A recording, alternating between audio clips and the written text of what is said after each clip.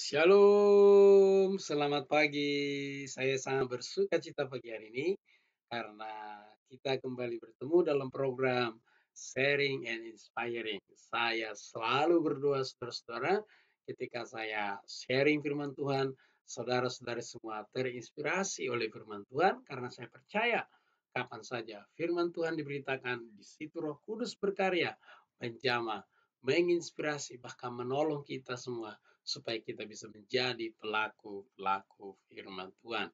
Sehingga kita dikuatkan, diteguhkan, dihiburkan, bahkan diberi semangat yang baru untuk menjalani hari yang baru ini. Hari ini kita akan melanjutkan renungan kita saudara-saudara dari Amsal 4 ayat 10 sampai 13.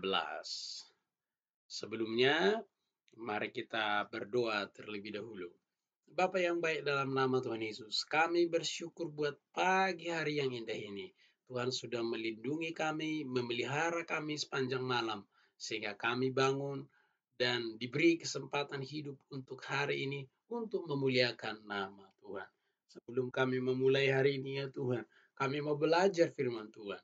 Biarlah Tuhan yang menolong kami, yang membimbing kami, yang menolong kami, sehingga kami bisa memahami firman Tuhan, dan kami bisa menjadi pelaku-pelaku firman Tuhan. Secara khusus hamba-Mu ya Tuhan yang mengajarkan firman-Mu, Tuhanlah yang memberikan hikmat dan marifat, Tuhanlah yang menolong, membimbing, bahkan memilih setiap kata-kata yang keluar dari mulut hamba-Mu, sehingga setiap pengajaran yang keluar dari mulut hamba-Mu ada di bawah pimpinan Roh Kudus. Berfirmanlah ya Tuhan, sebab kami sudah siap. Dalam nama Yesus kami berdoa. Haleluya. Amin. Amin, saudara-saudara. Kita akan melanjutkan perenungan kita. Mari kita buka Alkitab kita. Amsal yang keempat. Amsal pasal 4 ayat 10 sampai 13 ya.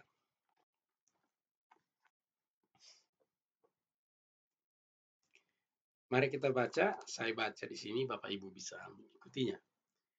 Hai anakku, dengarkanlah dan terimalah perkataanku, supaya tahun hidupmu menjadi banyak. Aku mengajarkan jalan hikmat kepadamu. Aku memimpin engkau di jalan yang lurus. Bila engkau berjalan, langkahmu tidak akan terhambat. Bila engkau berlari, tidak akan tersandung. Berpeganglah pada didikan, jangan melepaskannya. Peliharalah dia, karena dialah hidupmu. Kembali konteksnya saudara-saudara, bahwa Salomo sedang menasihati anaknya di sini. Bahkan Salomo menjelaskan kepada anaknya bahwa bagaimana dia dididik oleh Daud. Daud tentu mendidik dia berdasarkan firman Tuhan. Itu sebabnya ketika Salomo ditanya oleh Tuhan apa yang dia minta hikmat, karena hikmat itu memang jauh lebih penting dari segala-galanya.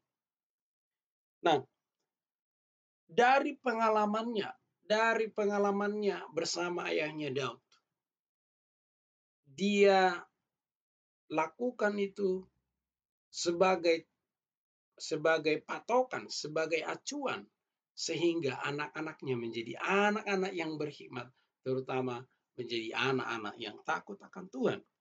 Itu sebabnya dikatakan di sini, hai anakku, dengarkanlah, terimalah perkataanku, supaya tahun hidupmu menjadi banyak.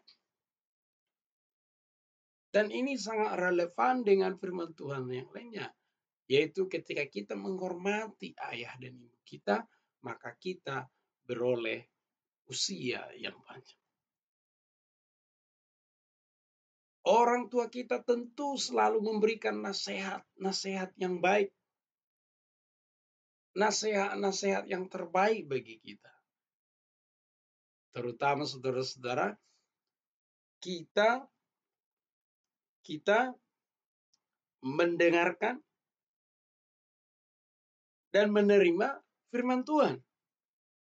Seperti yang saya sudah sebutkan dalam renungan sebelumnya, Ya, konteksnya ini adalah nasihat Salomo kepada anaknya.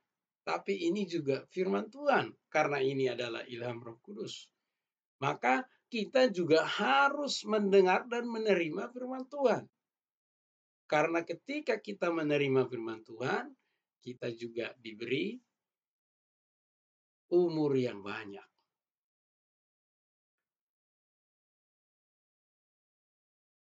Bisa saja saudara, ya, saya memahami konteks ini. Seandainya dulu saudara-saudara, saya masih melanjutkan mabuk, melanjutkan merokok, saya tidak tahu apakah saya masih hidup sampai saat ini. Tapi karena saat itu saya dijamah Tuhan sehingga saya meninggalkan semua itu, ya saya bersyukur saya masih bisa sharing firman Tuhan pagi hari ini. Ada banyak sebenarnya mungkin kecelakaan atau sakit penyakit. Ketika kita hidup dalam firman Tuhan, kita menerima firman Tuhan, kita menjadi pelaku firman Tuhan, sehingga kita terhindar dari berbagai sakit, berbagai penyakit.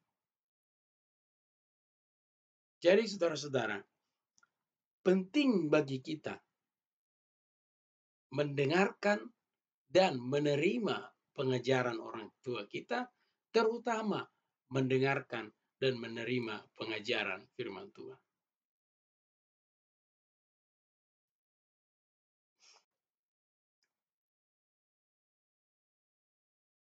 Aku akan mengajarkan jalan hikmat kepadamu, aku akan memimpin engkau di jalan yang lurus. Salomo adalah orang yang paling berhikmat. Kalau dia berbicara jalan hikmat, dia adalah orang yang paling tepat.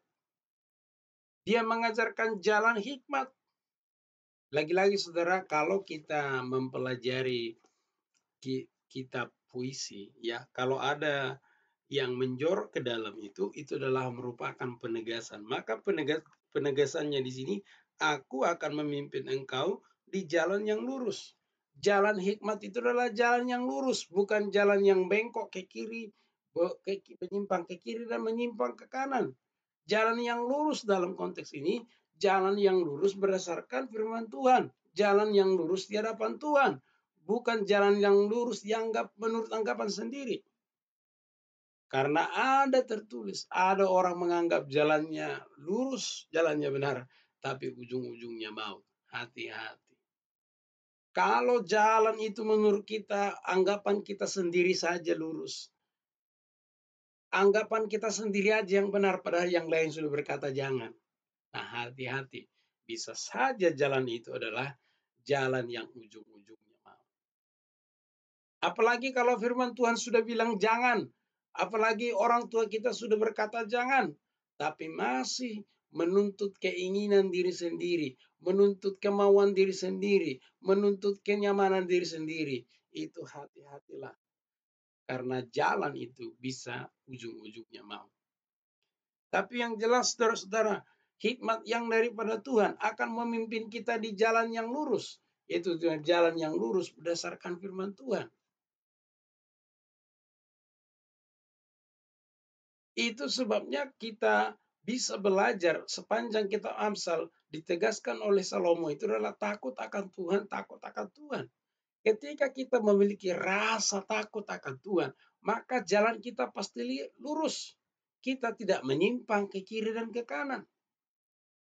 Maka kita bisa bisa melakukan firman Tuhan seperti yang difirmankan kepada Yosua. Jangan menyimpang ke kiri dan ke kanan. Kita berjalan lurus, yaitu berjalan sesuai dengan firman Tuhan. Jalan yang lurus di sini adalah jalan yang berdasarkan hikmat firman Tuhan. Jalan yang lurus dalam konteks berjalan sesuai dengan firman Tuhan. Itulah sebabnya dikatakan, kita perlu merenungkan firman Tuhan siang dan malam. Seperti yang saya katakan di awal saudara. Salah satu motivasi saya adalah membuat program renungan ini, ya saya juga melakukan firman Tuhan. Saya merenungkan firman Tuhan siang dan malam. Puji Tuhan, per bulan ini kita sudah ada renungan malamnya. Selama Desember kita sebut inspirasi Natal, ya. Dan Bapak Ibu bisa mengikuti tetap di channel ini. Jadi saudara-saudara, kita harus berjalan di jalan yang lurus. Bagaimana kita tahu jalan kita itu lurus? Tentu kita bisa cross check sesuai dengan firman Tuhan, ya. Itu sebabnya kita perlu belajar firman Tuhan siang dan malam supaya jalan kita lurus, ya. Bila engkau berjalan, langkahmu tidak akan terhambat. Bila engkau berlari, engkau tidak akan tersandung.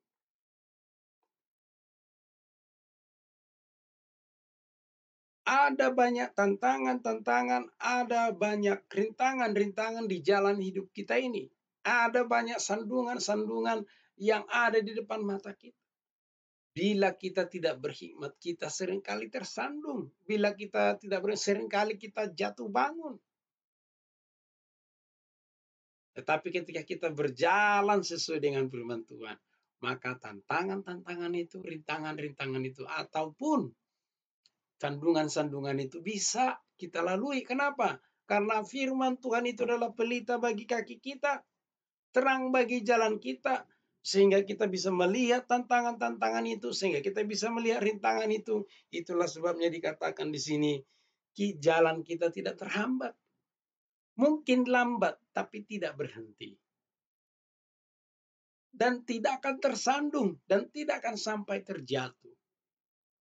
Itulah sebabnya saudara-saudara, penting kita berpegang pada firman Tuhan. Penting kita merenungkan firman Tuhan itu siang dan malam. Penting kita menerapkan firman Tuhan itu. Itu sebabnya saudara-saudara, saya membuat program renungan pagi ini supaya kita bisa melakukan firman Tuhan itu 1 atau 2 poin per hari. Rata-rata seperti itu ya. 1 atau 2 poin per hari. Intinya bagi kita jelas firman Tuhan itu kita bisa lakukan dalam kehidupan kita sehari-hari. Jadi ide utamanya adalah bagaimana kita menjadi pelaku firman Tuhan. Bukan banyak kita dengar, tapi sedikit kita lakukan. Lebih bagus kita belajar sedikit, tapi kita bisa terapkan dalam kehidupan kita sehari-hari. Haleluya. Dikatakan, berpeganglah pada didikan, jangan melepaskannya. Peliharalah dia, karena dialah hidupmu. Kita perlu berpegang pada didikan. Kita perlu memelihara pendidikan. Lagi-lagi saudara, kalau kita berbicara pendidikan, tentu berbicara pendidikan formal, informal, dan non-formal. Tiga-tiganya pendidikan ini menjadi hidup kita. Coba saudara bayangkan kalau saudara tidak sekolah. Coba bayangkan kalau kita tidak menerima pendidikan dalam keluarga. Coba bayangkan kalau kita tidak mendapat didikan firman Tuhan atau didikan Tuhan. Tuhan pakai semua pendidikan itu untuk mendidik kita, terutama di dalam Tuhan. Kita dididik oleh Tuhan. Dan itulah yang menjadi hidup kita.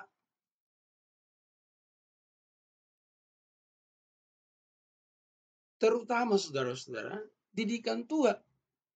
Kita harus terima didikan Tuhan, karena itulah yang menjadi hidup kita sekarang, dan hidup kita di masa yang akan datang. Jadi saudara-saudara, mari kita terima semua, berpegang pada semua didikan itu. Entah itu didikan informal, non-formal, dan didikan firman Tuhan ataupun didikan, kita terima semua itu, karena itu yang menjadi hidup kita. Tentu pendidikan yang saya sebut yang berkaitan dengan profesi kita, itu menyangkut penghidupan kita selama kita masih ada dalam dunia ini. Ya, pendidikan spiritual tentu bermanfaat selama kita di dunia ini, dan juga bermanfaat nanti bagi kita ketika kita sudah dipanggil oleh Tuhan. Jadi saudara-saudara, mari berpegang pada didikan. Jadi Pagi ini ada beberapa poin yang mau saya tegaskan. Yang pertama, mari kita mendengarkan dan menerima didikan firman Tuhan, termasuk juga didikan orang tua kita.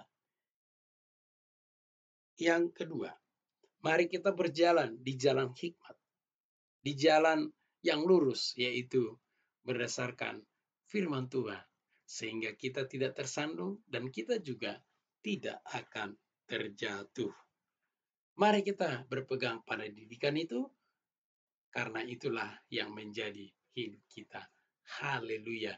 Jadi kalau kita mau berjalan di jalan yang lurus, sekali lagi saya ingatkan, mari kita berpegang. Mari kita berpegang pada didikan itu. Jangan lepaskan didikan itu. Mari kita dengarkan. Kita terima didikan itu dan pelihara itu. Karena itulah yang membuat kita berjalan di jalan yang lurus setiap harinya. Haleluya. Demikian renungan pagi hari ini. Tuhan Yesus memberkati. Mari kita berdoa. Bapa yang baik, dalam nama Tuhan Yesus kami bersyukur pada pagi hari ini ya Tuhan. Kami boleh bersama-sama merenungkan firman Tuhan. Kami boleh merenungkan tentang berjalan di jalan yang lurus. Tolonglah kami ya Tuhan, supaya kami berjalan di jalan yang lurus. Terima kasih Tuhan Yesus, terima kasih. Hamba-Mu sudah selesai berbicara. Biarlah Roh Kudus yang berbicara di hati kami masing-masing. Roh Kuduslah yang menolong kami, yang memimpin kami untuk berjalan di jalan yang lurus, yaitu sesuai dengan firman Tuhan. Sebelum kami mulai aktivitas kami hari ini, biarlah kami menerima kasih sayang daripada Bapa, pertolongan daripada Yesus Kristus, serta persekutuan Roh Kudus menyertai kami mulai hari ini sampai selama-lamanya. Dalam nama Yesus kami berdoa. Haleluya. Amin. Sekali lagi saudara, saya sangat berterima kasih buat Bapak Ibu yang berpartisipasi dalam program renungan pagi ini. Dan saya juga berterima kasih baik yang ada pemirsa yang ada di YouTube dan yang ada di Facebook, karena saya sudah menggunakan kedua media ini, YouTube dan Facebook. Sekali lagi saya ucapkan terima kasih. Ya, bagi Bapak Ibu yang merasa diberkati, silakan dibagikan kepada orang lain. Ya, dan bagi Bapak Ibu yang belum subscribe channel YouTube-nya, boleh di-subscribe supaya tidak ketinggalan video pengajaran firman Tuhan yang saya upload dalam channel ini. Bagi Bapak Ibu yang mengikuti saya di Facebook, silahkan ditekan tombol ikuti, sehingga juga bisa mengikuti setiap update-update yang ada di Facebook ini. Sekali lagi saya ucapkan terima kasih banyak, Tuhan Yesus memberkati. Selamat beraktivitas, shalom.